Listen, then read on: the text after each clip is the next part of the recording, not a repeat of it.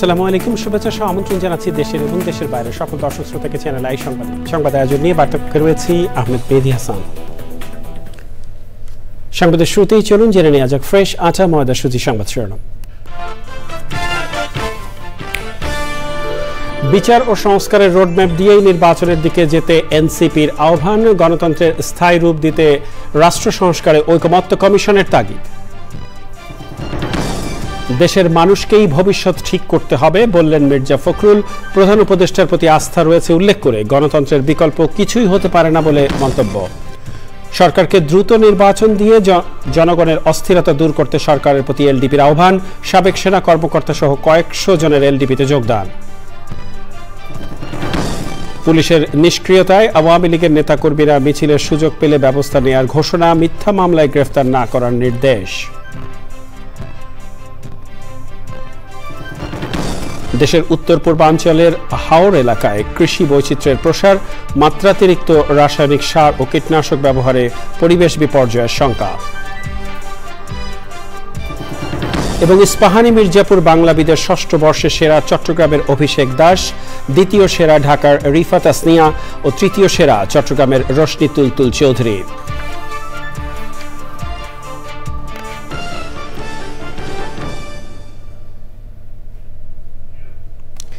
এছাড়া নিটল টাটা বিশেষ সংবাদে যা থাকছে।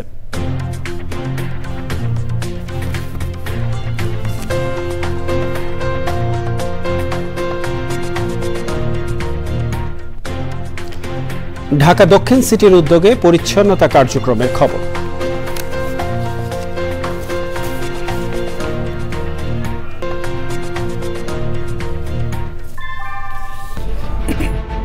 Primacy in build. German technology, Bangladesh's first thermix rod, Salam Steel Thermax. সংবাদ শিরোনামগুলো জানাচ্ছিলাম। প্রিয় দর্শক, এখনকার সংবাদ আয়োজন একই সঙ্গে চ্যানেলের ইউটিউব চ্যানেলে এবং চ্যানেলের ওটিটি প্ল্যাটফর্ম আই স্ক্রিনে লাইভ স্ট্রিমিং হচ্ছে। যাওয়া যাক বিস্তারিত সংবাদে। নারীর প্রতি বৈষম্য দূর করতে নারী বিষয়ক সংস্কার কমিশনের যেসব সুপারিশ এখনই বাস্তবায়নযোগ্য সেগুলো দ্রুত বাস্তবায়নের জন্য সংশ্লিষ্ট মন্ত্রণালয় ও বিভাগকে নির্দেশ দিয়েছেন প্রধান উপদেষ্টা প্রফেসর মোহাম্মদ ইউনূস। রাষ্ট্রীয় অতিথি ভবন যমুনায় নারী বিষয়ক সংস্কার কমিশনের প্রতিবেদন গ্রহণ করে তিনি জানান, সংস্কার কমিশনের প্রস্তাব জাতীয় ঐকমত্য কমিশনের মাধ্যমে রাজনৈতিক দলগুলোর কাছেও নিয়ে যাওয়া হবে। প্রধান উপদেষ্টার কাছে প্রতিবেদন হস্তান্তর করেন নারী বিষয়ক সংস্কার কমিশনের প্রধান শিরিন হক। সে সময় ছিলেন কমিশনের সদস্য BRAC institute of governance and ডেভেলপমেন্টের সিনিয়র ফেলো মাহিন সুলতান, বাংলাদেশ জাতীয় মহিলা আইনজীবী সমিতির সভাপতি ফৌজিয়া করিম ফিরোজ, বাংলাদেশ গার্মেন্টস ও শিল্প শ্রমিক ফেডারেশনের সভাপতি কল্পনা আক্তার, নারী স্বাস্থ্য বিশেষজ্ঞ হালিদা হানুম আক্তার, বাংলাদেশ নারী শ্রমিক কেন্দ্রের নির্বাহী পরিচালক সুমাইয়া ইসলাম, জাতীয় মানবাধিকার কমিশনের সাবেক সদস্য নিরূপা দেওয়ান, এশিয়ান উন্নয়ন ব্যাংকের সাবেক সিনিয়র সামাজিক উন্নয়ন উপদেষ্টা ফেরদৌসী সুলতানা এবং শিক্ষার্থী প্রতিনিধি নিশিতা জামান নিহা।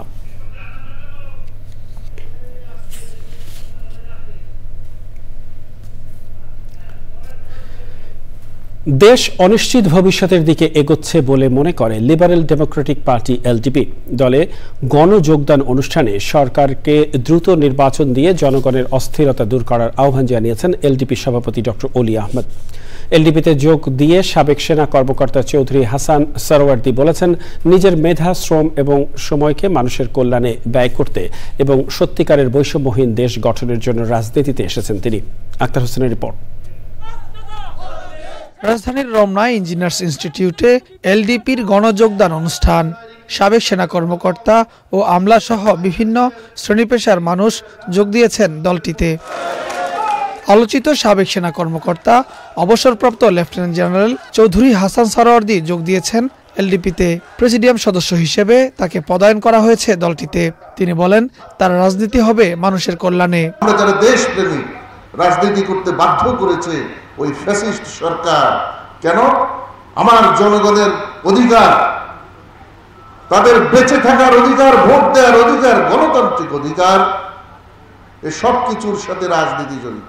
এই মানব সেবায় সবচেয়ে বড় সেবা কারা করতে পারে? রাজনীতিবিদরা। অনুষ্ঠানে এলডিপির প্রেসিডেন্ট অভিযোগ করেন, জনগণের সমস্যা নিরসনে অন্তর্বর্তী সরকারের উল্লেখযোগ্য কোনো উদ্যোগ নেই। তিনি সতর্ক করে বলেন, রক্তপাতের দিকে এগোচ্ছে দেশ।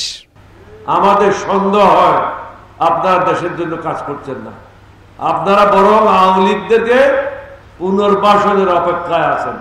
যারা রাজনীতি করে, যারা জনগণের প্রতিনিধি, তারাই ঠিক করবে অন্তর্বর্তীকালীন সময় কতটুকু হবে। আপনি ঠিক করবেন না, অন্য কেউ ঠিক করবে না। যারা রাজনীতি করে, অতীতে যারা এমপি ছিল, মন্ত্রী ছিল, প্রতিনিধিত্ব করেছে, তারাই এটা ঠিক করবে, কারণ তারাই জনগণের প্রতিনিধিত্ব করেছে। বাংলাদেশের অভ্যন্তরীণ বিষয়ে ভারতকে নাক না গলানোর আহ্বান জানিয়ে সরকারি ও আধা সরকারি কর্মচারীদের ভারতে প্রশিক্ষণ নেওয়া বন্ধের দাবি জানান Oli Ahmed. Akter Hossain, channel I, Dhaka. BNP মহাসচিব মির্জা ফখরুল ইসলাম আলমগীর বলেছেন, ভারত, চীন কিংবা আমেরিকা বাংলাদেশের ভবিষ্যৎ ঠিক করে দেবে না, দেশের মানুষকেই ঠিক করতে হবে। প্রধান উপদেষ্টা ডক্টর মোহাম্মদ ইউনূসের প্রতি আস্থা আছে উল্লেখ করে মির্জা ফখরুল আরও বলেন, গণতন্ত্রের বিকল্প কিছুই হতে পারে না, তবে চাপিয়ে দেওয়ার চেষ্টা হলে তা ভালো হবে না। রিজভি নওয়াজের রিপোর্ট। নর্থ সাউথ বিশ্ববিদ্যালয়ে বন্ধুবর এবং সতীর্থ প্রয়াত রাষ্ট্রদূত সিরাজুল ইসলামের নামে শিক্ষাবৃত্তির উদ্বোধনী অনুষ্ঠানে প্রধান অতিথি বিএনপি মহাসচিব মির্জা ফখরুল ইসলাম আলমগীর। বাংলাদেশের ক্ষমতায়ন, নেতৃত্ব, ঐক্য এবং প্রবৃদ্ধি শিরোনামের সেশনে সশরীরে উপস্থিত থাকতে না পেরে আরেক বন্ধু অর্থ উপদেষ্টা ডক্টর সালেউদ্দিন আহমেদ শুভেচ্ছা বার্তা পাঠান।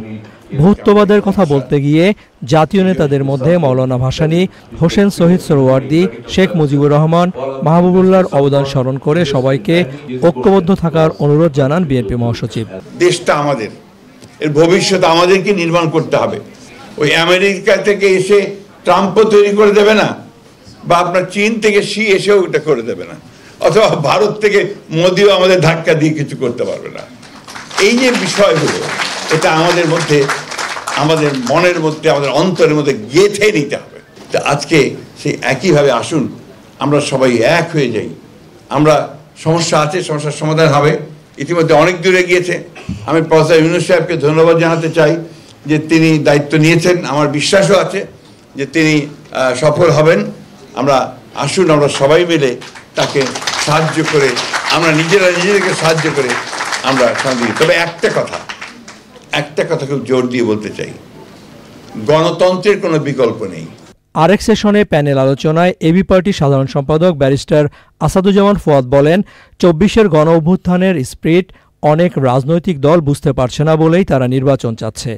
৮ মাস পরে এসে আগেই তো ভালো ছিলাম, এই কেমন দেশ, এটাকে চেয়েছিলাম, কি হইল, তরুণরা কি করছে, নিজেরা বিভক্ত হয়ে গেছে।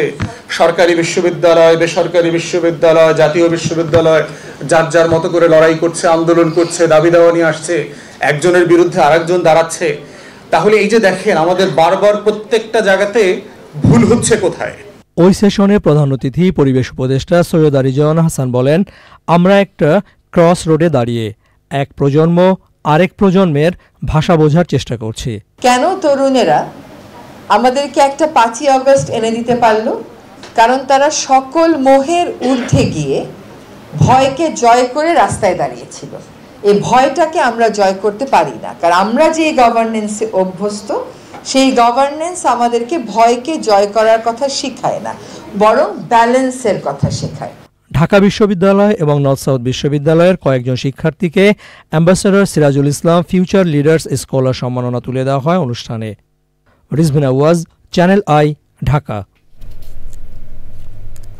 স্বরাষ্ট্র উপদেষ্টা বলেছেন, আওয়ামী লীগ বিভিন্ন জায়গায় মিছিল করেছে, ভবিষ্যতে যেন করতে না পারে সেটা পুলিশকে বলা হয়েছে। এক্ষেত্রে পুলিশের কোনো নিষ্ক্রিয়তা থাকলে তাদের বিরুদ্ধে কঠোর ব্যবস্থা নেওয়া হবে বলে জানিয়েছেন তিনি। মিথ্যা মামলায় কাউকে গ্রেফতার না করার নির্দেশ দিয়েছেন স্বরাষ্ট্র উপদেষ্টা। তিনি জানান, নিচের সারির পুলিশ সদস্যদের সুবিধার জন্য একই অভিযোগ পোস্টিংয়ের বিষয়ে চিন্তা করছে সরকার। শহীদুল্লাহ রাজু রিপোর্ট। সকালে ঝটিকা সফরে রাজধানীর বিভিন্ন থানার কার্যক্রম পরিদর্শন করেন স্বরাষ্ট্র উপদেষ্টা। ঢাকা মেট্রোপলিটন পুলিশের বিমানবন্দর, উত্তরা পশ্চিম, উত্তরা পূর্ব ও তুরাগ থানার কার্যক্রম পরিদর্শন করে পুলিশ সদস্যদের বিভিন্ন দিক নির্দেশনা দেন তিনি। থানা পরিদর্শন শেষে আওয়ামী লীগের কার্যক্রম সহ বিভিন্ন বিষয়ে কথা বলেন স্বরাষ্ট্র উপদেষ্টা। মিছিল হয়েছে, এটা তো আর কোনো, এটার ভিতরে তো কারো কোনো সন্দেহ নাই। মিছিলটা যেন ভবিষ্যতে না হতে পারে এই জন্য পুলিশদের ইনস্ট্রাকশন দেওয়া হয়েছে এবং যদি তারা এটাকে ভালোভাবে কন্ট্রোল না করতে পারে তাই তাদের বিরুদ্ধে ব্যবস্থা নেওয়া হবে। তিনি জানান, দেশের আইনশৃঙ্খলা পরিস্থিতির আরও উন্নতি করার চেষ্টা করছে সরকার। আমরা চেষ্টা করতেছি আস্তে আস্তে আইনশৃঙ্খলা পরিস্থিতি যেন আরও উন্নতি যায়। নর্মাল পুলিশ সদস্য তাদের একই ডিভিশনে রাখা যায় কিনা, যেহেতু হয় কি ফ্যামিলিটা দূরে থাকলে এখন কিন্তু ছুটির সংখ্যা কম, যে একজনের রেশনটা তার বাসায় ওখান থেকে পৌঁছাতে হয়, তার তো একটা ছুটি দরকার। এখন যদি সে বাড়ি সেই রংপুর বা রাজশাহী হয়, ওখান তো একটু সমস্যা হয়। এই জন্য আমরা চেষ্টা করব নিচের লেভেলে যেন তাদের একটা ডিভিশন, যেমন ঢাকা ডিভিশন বা চিটাগাং ডিভিশন, যে এলাকার ওখানে রাখা যায় কিনা। বদলি হওয়ার পরও কোনো পুলিশ সদস্য কর্মস্থলে যোগদান করছে না এমন প্রমাণ পেলে তাদের বিরুদ্ধে ব্যবস্থা নেওয়া হবে বলেও জানান স্বরাষ্ট্র উপদেষ্টা। Shahidullah Raju, channel I, Dhaka. আজ থেকে ব্রডব্যান্ড গ্রাহকরা 500 টাকায় 5 MBPS এর বদলে 10 MBPS এর গতির ইন্টারনেট পাবেন বলে ঘোষণা দিয়েছেন ইন্টারনেট সেবাদানদাতাদের সংগঠন ISPAB। ইন্টারনেট সেবা নিয়ে সেমিনারে সেবার মান নিয়ে অসন্তোষ জানিয়ে প্রধান উপদেষ্টার বিশেষ সহকারী ফয়েজ আহমেদ তৈয়ব বলেন, মান অর্জন করতে না পারলে লাইসেন্স বাতিল করা হবে। ইন্টারনেট সেবা বন্ধ রেখে আইন সংশোধন করার ঘোষণাও দেন তিনি। পান্থর রহমান জানাচ্ছেন বিস্তারিত। সর্বশেষ হিসাব অনুযায়ী দেশে ইন্টারনেট গ্রাহক 13 কোটি। অফিস, আদালত, পড়াশোনা ও বিনোদনের মতো নিত্য কাজে ব্যবহার করা হয় 6800 GBPS ব্যান্ডউইথ। গ্রাহকদের প্রায় সবারই ইন্টারনেটের মান ও দাম নিয়ে রয়েছে অসন্তোষ। ইন্টারনেট সেবা নিয়ে টেলিকম সাংবাদিকদের সংগঠন TRNB'র সেমিনারে গ্রাহক পর্যায়ে 500 টাকায় দ্বিগুণ ইন্টারনেট সেবা দেওয়ার ঘোষণা দেন ISPAB'র সভাপতি। তবে এই সেবা দিতে ব্যান্ডউইথ সঞ্চালন খরচ 5 টাকায় নামিয়ে আনার দাবি তার। মানুষকে সেবা দিতে হবে, দিন শেষে মানুষ ভালো সেবা চাই। ইন্টারনেটের মান ও দাম নিয়ে ক্ষোভ প্রকাশ করেন নিয়ন্ত্রক সংস্থা ও সরকারের দায়িত্বশীলরা। যদি ISP লাইসেন্স নিতে হয় তাকে ISPAB'র মেম্বারশিপ বাধ্যতামূলক। টেলিকমিউনিকেশন অনেক অ্যাসোসিয়েশন আছে, কোথাও বাধ্যতামূলক নয়, এখানে কেন বাধ্যতামূলক? এটা করার উদ্দেশ্য ছিল এই পুরো জিনিসটাকে, সেক্টরটাকে পলিটিসাইজ করা।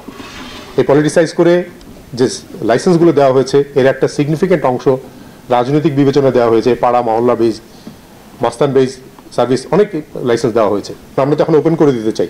ইন্টারনেটকে নাগরিক সেবা হিসেবে স্বীকৃতি দেওয়া হচ্ছে বলে জানান প্রধান উপদেষ্টার বিশেষ সহকারী। আপনারা যারা ইন্টারনেট ব্যবসা করেন, ব্যবসার সাথে জড়িত আছেন, আপনারা সবসময় দাবি করেন যে বাংলাদেশের ইন্টারনেট এই অঞ্চলের মধ্যে বা বৈশ্বিক স্ট্যান্ডার্ডের তুলনায় অনেক সস্তা। বাংলাদেশের যে ইন্টারনেট কোয়ালিটি, এই কোয়ালিটিটা পৃথিবীর সবচেয়ে নিকৃষ্ট। এই নিকৃষ্ট পণ্য আপনি একটা মধ্যমানের ভ্যালুতে বিক্রি করেন। ISP ডিক্লেয়ার করছে যে তারা ভালো সার্ভিস দিতে চায়, একই প্রাইসে double quality of service bandwidth দিতে চায়। I welcome that. Telecommunication act 2001-কে স্ক্র্যাপ করে সেটাকে সম্পূর্ণভাবে রিভিজিট করব। সেখানে ইন্টারনেট বন্ধ করার সব ধরনের মেকানিজম, কলাকানুন বন্ধ করে দিব। ইন্টারনেট সেবার মান অর্জন করতে না পারলে প্রতিষ্ঠানের লাইসেন্স বাতিলের হুঁশিয়ারিও দিয়েছে নিয়ন্ত্রক সংস্থা। পান্থর রহমান, চ্যানেল আই, ঢাকা। পরিবেশ, বন ও জলবায়ু পরিবর্তন বিষয়ক মন্ত্রণালয়ের উপদেষ্টা সৈয়দ রিজওয়ানা হাসান বলেছেন, পলিথিন শপিং ব্যাগের বিকল্প হিসেবে মানুষকে ভর্তুকি মূল্যে পাটের ব্যাগ দিবে সরকার। প্লাস্টিক দূষণ রোধে করণীয় বিষয় সেমিনার এবং পরিষ্কার পরিচ্ছন্নতা অভিযানে অংশ নিয়ে ঢাকা বিশ্ববিদ্যালয়ের উপাচার্য জানান, সমন্বিত উদ্যোগে শীঘ্রই বিশ্ববিদ্যালয় ও এর আশেপাশের এলাকায় প্লাস্টিক ও শব্দ দূষণ মুক্ত কার্যক্রম শুরু হবে। আলিমান রাজির রিপোর্ট। আইনে নিষিদ্ধ হওয়ার 22 বছর পর একবার ব্যবহার্য পলিথিনের ব্যবহার বন্ধের পদক্ষেপ নেয় অন্তর্বর্তী সরকার। এরই অংশ হিসেবে গত 1 অক্টোবর থেকে সুপার শপে পলিথিনের বিকল্প ব্যবহার শুরু হয়। সচেতনতার বার্তা ছড়িয়ে দিতে প্লাস্টিক দূষণ রোধে করণীয় নিয়ে বিশ্ববিদ্যালয়ের সিনেট ভবনে সেমিনার। আলোচনায় উঠে আসে দূষণের বর্তমান চিত্র এবং এর স্বল্প ও দীর্ঘমেয়াদী বিরূপ প্রভাবের তথ্য উপাত্ত। একটু একটু করে চেষ্টা করছি প্লাস্টিক বন্ধ করার যে ঘোষণাটা, আমি এই ব্যাপারগুলো আগে করতে চাই, তারপর ঘোষণা দিতে চাই। একটু স্লো গেলাম, কিন্তু কিছু একটা করলাম, করে তারপর বললাম এটা করেছি, একটু সাহায্য করেন সবাই। এবং কিছুদিন পর আবার দেখলাম আর আসলেই কাজ করছি কিনা, তারপর আরেকটা পদক্ষেপ দিলাম। তো করতে চাই, এবং আপনাদের হাত ধরে রাখতে চাই। সরকারের নানামুখী উদ্যোগ আর সিদ্ধান্তের বাস্তবায়ন পর্যায়ক্রমে হবে বলেছেন পরিবেশ উপদেষ্টা। আমরা কিন্তু প্রতি সপ্তাহেই কাঁচা বাজারে যাচ্ছি, তাদেরকে স্যাম্পল দিয়ে আসছি যে এই 3টা ব্যাগ ব্যবহার করবেন, এর বাইরে ব্যাগ ব্যবহার করবেন না। পাট মন্ত্রণালয়ের সাথে মিলে আমরা বেশ বড় পরিমাণের পাটের ব্যাগ প্রস্তুত করব। এই পাটের ব্যাগটা আমরা সাপ্লাই দেব সাবসিডাইজড প্রাইসে। তাহলে আমরা আমাদের ক্যাম্পাসটাকে সিঙ্গেল ইউজ প্লাস্টিক মুক্ত করার একটা কর্মসূচি ঘোষণা করি। সেই কর্মসূচি আমরা আমাদের প্রশাসনের সাথে মিলে ঘোষণা করি এবং আমরা আমাদের এখানে বায়ু দূষণ রোধে যেন আমরা পাতাটা আর না পোড়াই। সেমিনারে ঢাকা বিশ্ববিদ্যালয়কে সিঙ্গেল ইউজ প্লাস্টিক ও শব্দ দূষণ মুক্ত ঘোষণা করার আহ্বান জানান উপদেষ্টা।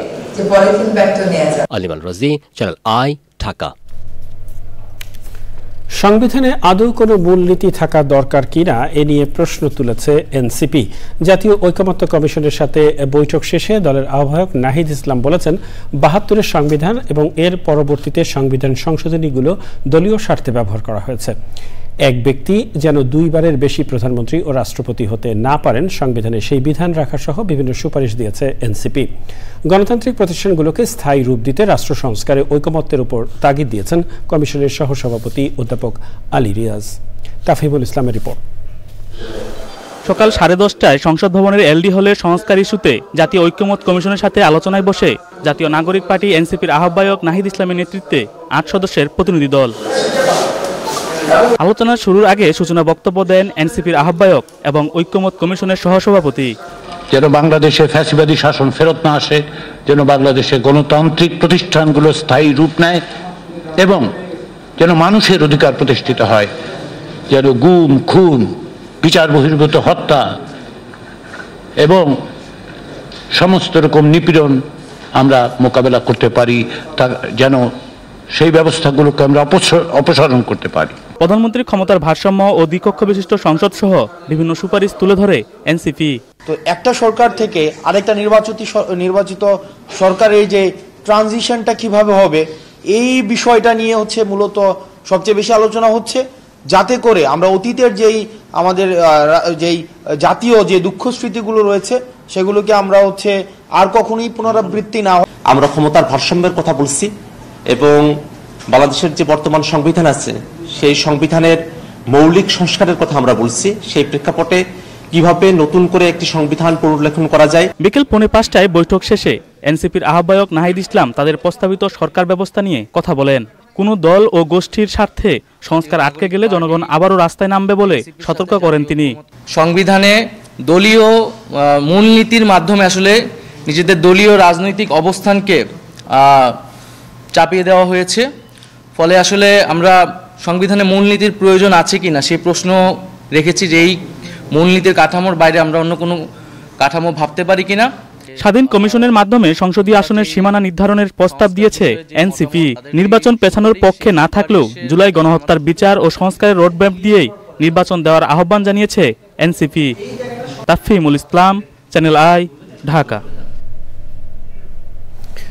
দেশের উত্তর পূর্বাঞ্চলের হাওড় এলাকা, যেখানে বছরের বেশিরভাগ সময় পানি থাকায় সারা বছরের ধানের এক ফলনই ছিল কৃষকের ভরসা, সেখানে প্রসার ঘটছে কৃষি বৈচিত্র্যের। তবে মাত্রাতিরিক্ত রাসায়নিক সার ও কীটনাশক ব্যবহারে আশঙ্কা দেখা দিয়েছে হাওড়ের প্রাকৃতিক পরিবেশ বিপর্যয়ের। বিস্তারিত জানাচ্ছেন শেখ সিরাজ। দিগন্ত বিস্তৃত এই অঞ্চল দেশের অন্যতম ভূপ্রকৃতির হাওড় এলাকা। একসময় এই জনপদে 400 শতাধিক প্রজাতির দেশীয় ধান। দেশে প্রায় 20% ধানের চাহিদা মেটানো হতো এই অঞ্চল থেকে। কিন্তু জলবায়ু পরিবর্তন আর অপরিকল্পিত উন্নয়নে হাওরের প্রকৃতি আজ বিপর্যস্ত। আগে হাওড় পানি এখানে আমরা যেখানে দাঁড়াইলাছি এখানে মাথার উপরে পানি হইতো, আমরা জাল দড়ি বাইতাম, মাছ বিক্রি করতাম বা বিভিন্ন ধরনের, আমার মতো অনেক আছে মাছ টাছ ব্যস্ত চলতে পারছে। এখন পানিও হয় না, বিভিন্ন সুইচ গেট হয়ে গেছি গা, বেরিবাদ হয়ে গেছি গা। অনেকের মতো বানিয়াচংয়ের কৃষক এনামুল হক ধানভিত্তিক কৃষি থেকে সরে এসে গড়ে তুলছেন বৈচিত্র্যময় সবজির খামার। এদিকে যা দেখুন ওই যে লোকে কাজ করতেছে, ওইটা আপনার? জি, এই সাইডে নাগামরিচ আছে প্রায় 3 কেয়ার, টমেটো আছে, মধ্যে কাঁচামরিচ আছে, মিষ্টি কুমড়া আছে, এই সাইড যা আছে সম্পূর্ণ।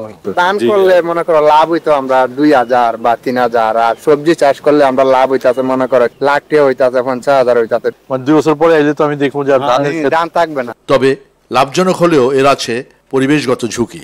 শাকসবজি করছেন, চাষবাস করতেছেন, ট্রাক্টর চালাচ্ছেন, ওদিকে অনেকে হাওরে পুকুর কাটতেছে, এটা প্রকৃতিটা নষ্ট হয়ে যাচ্ছে না? নষ্ট হয়ে গেল স্যার, উপায় কি? আমরা তো একটা করে হাইতে হইব, আমরা তো বাঁচতে হইব, দেখতেছি যেটা লাভজনক এটা তো যাইতে হইব। হাওরের যে নিজস্ব গতি প্রকৃতি সেটাকে ব্যাহত হচ্ছে তাদের এই চাষ ব্যবস্থায়, কিন্তু জীবন ধারণ তো আগে। কৃষক বলছেন যে হাওরে প্রয়োজনে অপ্রয়োজনে যে সমস্ত বাঁধগুলো তৈরি হচ্ছে সেগুলোই এই বিপর্যয়ের প্রধান কারণ। তাদের বক্তব্য সরকারের এই বিষয়ে সুনির্দিষ্ট নীতি পরিকল্পনা খুব দরকার। হবিগঞ্জের বালিয়াচংয়ের গাছগুড়ি থেকে শাইখ সিরাজ, চ্যানেল আই। প্রিয় দর্শক, এই নিয়ে বিস্তারিত প্রতিবেদন দেখবেন আজ রাত 9টার সংবাদের পর হৃদয়ে মাটি ও মানুষ অনুষ্ঠানে। ইস্পাহানি মির্জাপুর বাংলায় জাগি ভরপুর স্লোগানে শেষ হলো ইস্পাহানি মির্জাপুর বাংলাবিদের 6ষ্ঠ পর্ব। মহোৎসব পর্বে সেরা বাংলাবিদ হয়েছেন চট্টগ্রামের অভিষেক দাস, প্রথম রানার আপ ঢাকার রিফাত আসনিয়া এবং দ্বিতীয় রানার আপ চট্টগ্রামের রোশনি তুলতুল চৌধুরী। এমন আয়োজনের মধ্য দিয়ে বাংলা ভাষা ও সংস্কৃতি আরও বিস্তৃত হওয়ার সুযোগ পায় বলে মন্তব্য করেন সংশ্লিষ্টরা। রয়েছে মিথিলা নাজদিনের রিপোর্ট। বাংলা ভাষা নিয়ে দেশের প্রথম এবং সবচেয়ে বড় television reality show Ispahani Mirzapur Banglabid 6ষ্ঠ পর্বের মহোৎসব অনুষ্ঠিত হয় রাজধানীর বাংলাদেশ চীন মৈত্রী সম্মেলন কেন্দ্রে।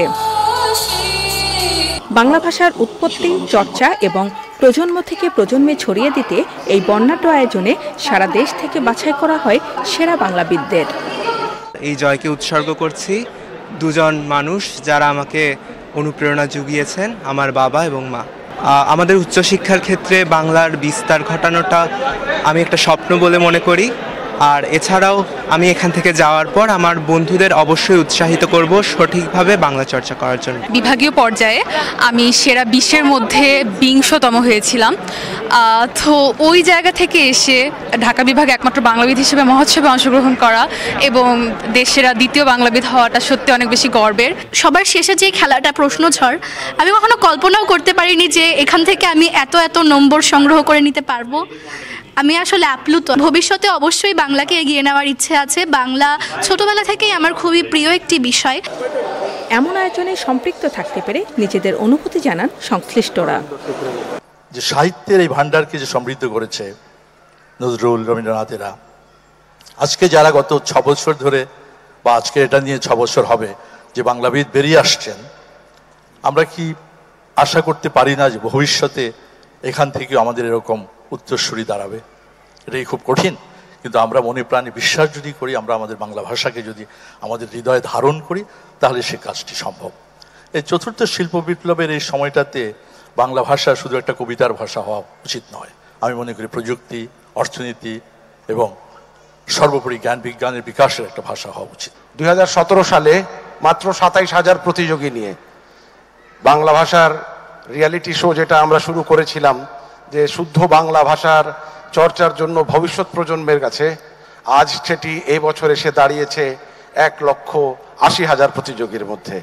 এতেই প্রমাণিত হয় যে বাংলা ভাষা নিয়ে যে রিয়েলিটি শো আমরা শুরু করেছিলাম আজ থেকে 8 বছর আগে, তার জনপ্রিয়তা এখন কোথায়।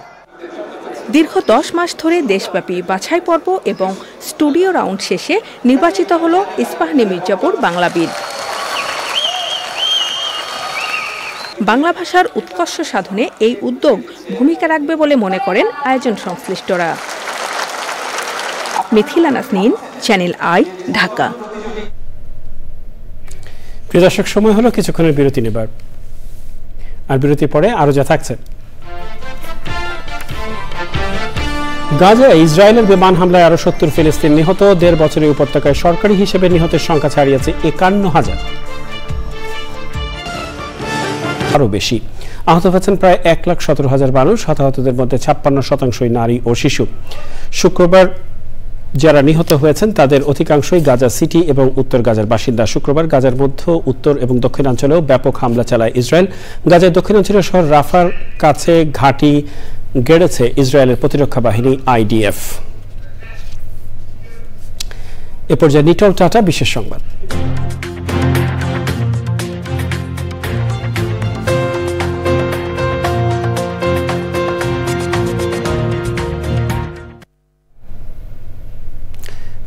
এপ্রিল যাত্রাবাড়ী টোল প্লাজা থেকে সাইনবোর্ড পর্যন্ত ঢাকা দক্ষিণ সিটি কর্পোরেশনের উচ্ছেদ অভিযান শুরু করবে ঢাকা দক্ষিণ সিটি কর্পোরেশন।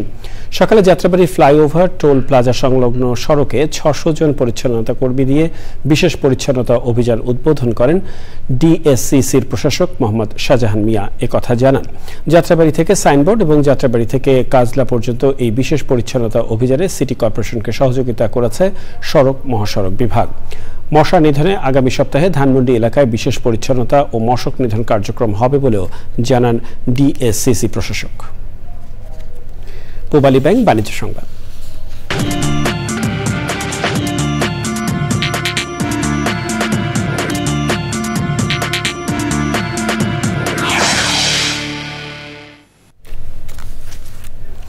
চলতি বছরের শেষ নাগাদ স্বর্ণের দাম আউন্স প্রতি $3,700 উঠতে পারে বলে পূর্বাভাস দিয়েছে বিনিয়োগ ব্যাংক গোল্ডম্যান মার্কস। মার্কিন প্রেসিডেন্ট ডোনাল্ড ট্রাম্পের পাল্টা শুল্কের জেরে বিশ্ববাজারে স্বর্ণের দাম বৃদ্ধির পরিপ্রেক্ষিতে এই পূর্বাভাস দিয়েছে তারা। বার্তা সংস্থা রয়টার্স জানিয়েছে এর মধ্যে মন্দা হলে বছরের শেষ নাগাদ স্বর্ণের দাম আউন্স প্রতি $3,880 উঠতে পারে। বিশ্ববাজারের সাথে তাল মিলিয়ে দেশের বাজারেও স্বর্ণের দাম প্রতিনিয়ত বাড়ছে। সময় হলো আবারও কিছুক্ষণের বিরতি নেবার, আর বিরতির পর জানিয়ে ফিরছি। আমন্ত্রণ আরও একবার চ্যানেল আই সংবাদে। এ পর্যায়ে জানাবো খেলার খবর।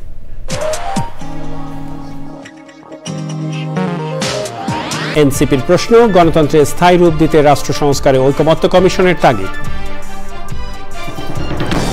দেশের মানুষকেই ভবিষ্যৎ ঠিক করতে হবে বললেন মির্জা ফখরুল। প্রধান উপদেষ্টার প্রতি আস্থা রয়েছে উল্লেখ করে গণতন্ত্রের বিকল্প কিছুই হতে পারে না বলে মন্তব্য। সরকারকে দ্রুত নির্বাচন দিয়ে জনগণের অস্থিরতা দূর করতে সরকারের প্রতি এলডিপির আহ্বান। সাবেক সেনা কর্মকর্তা সহ কয়েকশো জনের এলডিপিতে যোগদান। পুলিশের নিষ্ক্রিয়তায় আওয়ামী লীগের নেতাকর্মীরা মিছিলের সুযোগ পেলে ব্যবস্থা নেওয়ার ঘোষণা। মিথ্যা মামলায় গ্রেফতার না করার নির্দেশ।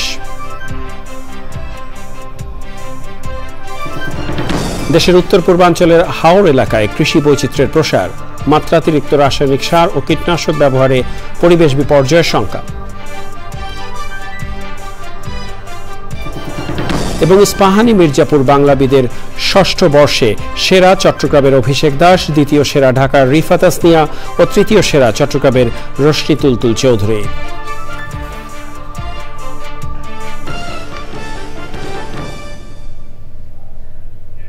এর সাথে শেষ করছি এখনকার সংবাদ আয়োজন। ধন্যবাদ সবাইকে এতক্ষণ আমাদের সাথে থাকার জন্য।